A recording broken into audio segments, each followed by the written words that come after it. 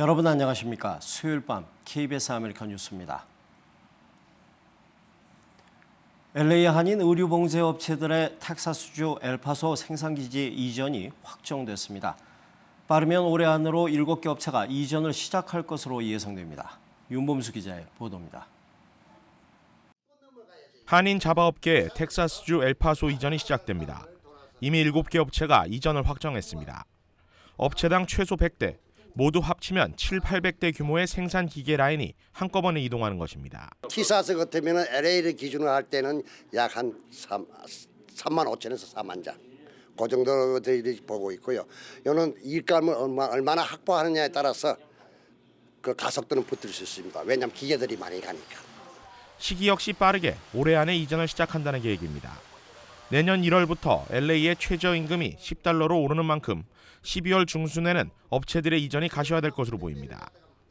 생산기지가 타주로 옮겨가는 것인 만큼 이전 작업은 봉제협회가 주도하기로 했습니다. 의류협회와 원단협회도 현지에서 업체들이 빠르게 정착할 수 있도록 지원한다는 계획입니다. 이제 봉제협회 쪽에다 엘파소 쪽에다 주는 모든 일감 그런 것들은 저희들 협회에서 관리를 하면서 모든 업무를 추진할 수 있게 저희들이 일괄적으로 그쪽에다 일을 드리게 되겠죠. 예. 텍사스주 엘파소는 상대적으로 인건비와 보험, 렌트비가 낮아 의류업체들의 생산 환경이 LA보다 우수하다는 평가를 받아왔습니다. 아직 현지의 숙련직 노동인력 수급 문제와 입주 공장 지역에 출퇴근 교통편이 없는 등 여러 문제가 남아있지만 시 당국의 지원과 협조를 받으면 해결이 가능할 것으로 보고 있습니다. 한인봉제협회를 비롯한 이전 업체 관계자들은 다음 주 중 텍사스 엘파소를 마지막으로 방문해 시 당국과 이전과 관련한 최종 협의를 마무리 지을 계획입니다. KBS 뉴스 윤범수입니다. 어제 실시된 미국 본선거에서 뉴저지 지역에선 한인으로선 처음으로 카운티 의원이라 할 수 있는 프리홀더가 탄생했습니다. 시의원직도 연임을 포함해 4명의 한인 의원이 당선됐습니다. 뉴욕 김일강 통신원입니다. 최초의 한인 프리홀더가 탄생했습니다. 아시안계 여성으로서도 처음입니다. 프리홀더란 카운티 의회 의원을 말합니다. Very honored and privileged. I'm really proud to serve the Asian American community in this capacity in South Jersey, and I work hard to serve the residents of Camden County. 뉴저지 역대 최다 한인 시의원 탄생의 기록도 나왔습니다. 4명의 한인 후보가 시의원에 당선됐습니다. 4선에 성공한 팰리세이즈 팍 이종철 시의원을 비롯해 리치필드의 데니스 심 시의원, 잉그루드 클리프 박명근 후보, 그리고 클러스터의 제니정 후보가 그 주인공입니다. 당선이 됐는데 갈수록 더 책임도 무겁고요. 이제 주민들의 불편사항이나 요구사항 이런 게 좀 있으시면 항상 저한테 연락 주시면 하여튼 최대한으로 제가 노력하겠습니다. 리치필드가 개발할 수 있는 대지가 유일하게 있기 때문에 상업지역을 좀 개발을 한편 뉴저지주 하원의원에 도전했던 임원규 공화당 후보는 아쉬운 고배를 마셨습니다. 지금까지 뉴욕이었습니다. 북서부 지역 치폴레 식당에서 시작된 집단 식중독 사태의 파장이 커지고 있습니다. 감염자 수가 22명에서 37명으로 늘어났는데요. 보건당국은 식당에서 사용된 음식 재료에서 대장균이 서식하는 미생물을 확인했다고 밝혔습니다. 노수훈 기자의 보도입니다. 치폴레 식당을 진원지로 한 집단 식중독 사태가 확산 일로를 걷고 있습니다. 대장균에 감염된 환자 수는 이틀 만에 22명에서 37명으로 늘어났습니다. 시애틀 일원 5개 카운티에서 6건의 추가 감염 사례가 확인됐으며 감염 피해가 집중된 포틀랜드시에서만 9건이 더 확인됐습니다. It's unknown at this time when those stores will reopen, but our food safety program here at the Department of Health is working closely with Chipotle. 이미 식중독을 일으키는 미생물은 조사를 통해 확인된 상황. 조사반은 대장균이 서식하는 이 미생물이 음식 재료인 야채와 채소에 번식하면서 감염이 확산된 것으로 보고 있습니다. 하지만 정확히 어떤 음식이 감염을 유발했는지는 아직 모르는 상태입니다. I don't know for sure that we're going to be able to identify the specific cause of this outbreak because, again, the meal ingredients are so mixed up that many of the different dishes contain the same ingredients. 당국은 추가 감염 사례가 더 늘어날 것으로 예상했습니다. I think that there's a very good chance that we're going to end up with more cases. 보건당국은 치폴레 식당에 들린 후 구토나 혈변 증상이 나타나면 즉시 인근 병원을 찾아 검진 받을 것을 권고했습니다. KBS 뉴스 노승욱입니다.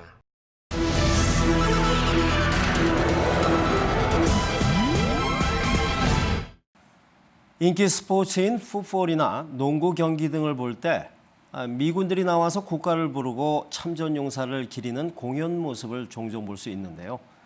애국심 고취를 위해 스포츠 팀들이 자발적으로 추진한 것으로 알았던 이 행사. 사실은 그렇지 않았습니다. 국방부가 국민 세금으로 스포츠팀의 행사를 부탁한 것으로 확인됐습니다. 워싱턴 이주환 특파원입니다. 미국 인기 스포츠인 풋볼 경기장. 미 군악대가 나와 국가를 연주하며 관중들의 애국심을 고취하고 있습니다. 스포츠팀이 자발적으로 주도한 줄 알았던 이 행사. 사실은 그렇지 않았습니다. 베트남 참전용사 출신의 존 맥케인 상원의원과 제프 플레이크 상원의원은 이 행사 배후에 국방부가 있다고 폭로했습니다. 공연을 할 수 있도록 국방부가 팀에 부탁하고 그 대가로 돈까지 지불했습니다. To charge the taxpayers for it in the name of patriotism is disingenuous at best and frankly unacceptable at worst. 이를 위해 국방부와 스포츠팀 간에 지난 4년간 맺은 계약은 모두 122건, 680만 달러, 우리 돈 76억 8천여만 원이 지불됐습니다. 모두 국민들이 낸 세금입니다. 하지만 국방부가 공개하지 않은 계약서도 있어 액수는 더 많을 것이라고 두 상원의원은 밝혔습니다. 또 이 같은 행위가 재발되지 않도록 내년도 국방수권법을 개정하겠다고 덧붙였습니다.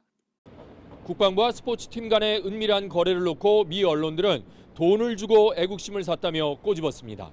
워싱턴에서 KBS 뉴스 이주환입니다. 일리노이주에서 용의자를 쫓다 피격을 당했다는 경찰 사망 사건이 알고 보니 해당 경찰의 자작극으로 밝혀져 충격을 주고 있습니다. 이 경찰은 7년간 공금을 횡령해 쓰다 수사를 받자 자살을 했습니다.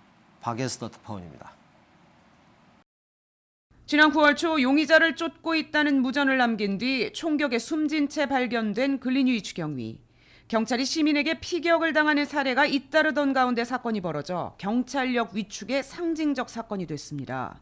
전국적 추모 물결에 영웅 칭호를 받으며 장례식이 치러졌습니다. 2달여에 걸쳐 용의자 추격전도 진행됐습니다. 하지만 이 사망 사건이 경찰이 스스로 꾸민 자작극이었던 것으로 밝혀졌습니다. We have determined this stage suicide was the end result of extensive criminal acts that Gliniewicz had been committing. 글리뉴이치 경위는 경찰 희망 청소년들을 위한 멘토 프로그램 기금 수천만 원을 횡령한 것으로 드러났습니다. 무려 7년 동안 그 돈을 주택 대출 상환금, 여행 자금 등 개인 용도로 쓰다 수사를 받게 되자 용의자 추적 중 숨진 것처럼 꾸민 것입니다. Gliniewicz committed the ultimate betrayal to the citizens he served and the entire law enforcement community. 흑인이 백인 경관에 숨지는 사건들로 경찰에 대한 비난이 컸던 상황에서 글리뉴이치 경위 사망 사건은 경찰력을 복원해야 한다는 반론의 근거가 되었습니다. 하지만 부패를 덮으려던 자작극으로 드러나 미 경찰의 도덕성에 오히려 큰 상처만 남기게 됐습니다. 뉴욕에서 KBS 뉴스 박에스더입니다. 제닛 옐런 연방준비제도 의장이 다음 달 금리 인상 가능성이 살아있다고 말했습니다. 가능성이라고 얘기했지만 시장에선 금리 인상을 강하게 내비친 것으로 받아들이는 분위기입니다. 뉴욕 박태서 특파원입니다. 옐런 연준 의장은 오늘 미 하원 금융서비스위원회에 출석했습니다. 통화 정책에 대한 질문이 쏟아지자 옐런은 이렇게 답변했습니다. If the incoming information supports that expectation, then our statement indicates that December would be a live possibility. 덧붙여 12월 금리 인상이 적절할 수 있다고도 했습니다. 아직 결정하지 않았다는 단서를 달긴 했지만 옐런 의장이 금리 인상 시기를 이렇게 구체적으로 언급한 건 이례적입니다. 특히 금리 인상을 위해선 경제 상황이 도와줘야 한다면서 현 경제 사정을 어떻게 보는지도 밝혔습니다. At this point, I see the U.S. economy as performing well. Domestic spending has been growing at a solid pace. 아울러 금리 인상의 두 전제 조건, 노동시장과 물가 상승률 목표치를 달성할 수 있을 걸로 본다고 말했습니다. 금융시장은 12월 금리 인상 쪽으로 무게 추가 기울었다고 해석했습니다. 어제까지 12월 인상 가능성을 40%로 봤던 미 선물 거래소는 오늘 옐런 발언 직후 60%로 올렸습니다. 금리 인상 임박 전망의 뉴욕 증시도 하락했습니다. 기준금리를 결정하는 연준의 다음 통화 정책 회의는 12월 16일입니다. 뉴욕에서 KBS 뉴스 박태서입니다. 화려한 외모로 일상의 사진들을 소셜미디어에 올리면서 세계적인 스타가 된 18살 호주 소녀가 더 이상 소셜미디어에 빠져 살지 않겠다, 이렇게 선언했습니다. 지금까지 소셜미디어 속에서 스타로 살아온 자신의 삶은 거짓과 왜곡으로 점철된 허상이었다고 고백했습니다. 호솔지 기자입니다. 깨끗한 피부에 멋진 몸매, 화려한 일상들. 인스타그램 팔로워 58만 명, 유튜브 구독자 26만 명을 둔 호주의 소셜미디어 스타 에세나 오닐이 돌연 SNS를 중단했습니다. 모든 계정을 없애고 2천여 장의 사진을 삭제한 뒤 민낯으로 털어놓은 고백은 이렇습니다. Social media means absolutely nothing to your real life. So everything I did was for views, for likes. 행복하지도 만족스럽지도 않았다며 과거 자신이 올렸던 사진이 어떻게 가공되고 얼마나 비현실적인지도 담담히 드러냈습니다. 예쁜 얼굴 사진에는 여드름을 감추기 위해 짙은 화장을 했다. 화려한 옷을 입은 사진에는 옷을 입어주는 대가로 의류 브랜드에서 돈을 받았다. 멋진 몸매를 포착하기 위해 비슷한 포즈로 100번 이상 찍었다는 등의 설명을 달았습니다. Hugging people, talking to people, going out into the park, into nature, real life. And I didn't do it for majority of my life because I was just living in a screen. 오늘은 홈페이지를 개설해 소셜미디어의 어두운 면을 알리는 투사로 변신했습니다. 허상의 억지 웃음이 아닌 현실의 가장 아름다운 미소를 지으며 이제 환상에서 나오라고 말합니다. Buzzing. Thank you for being part of this. This is incredible. KBS 뉴스 허솔지입니다. 오늘 뉴욕 증시는 연내 기준금리 인상 가능성에 하락 마감했습니다. 원달러 환율은 1137원 20전입니다.